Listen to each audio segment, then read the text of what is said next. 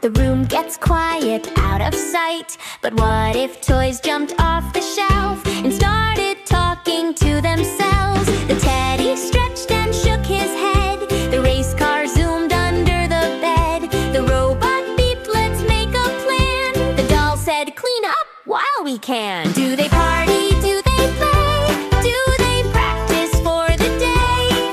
Or maybe they've got work to do, taking care of things for you. What if toys came alive at night, marching left and marching right? But here's the secret, listen close.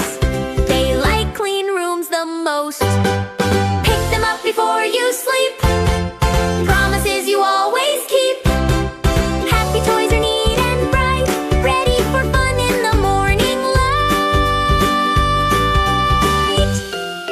The puzzle pieces fixed their box. The building blocks rebuilt their blocks. The crayons sorted every shade. A rainbow lineup they all made. They whispered, we love when kids care. Don't leave us scattered everywhere. Because when toys are treated right, they're ready for adventure bright.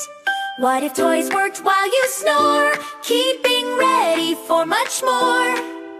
Clean up now, that's the key. Happy toys.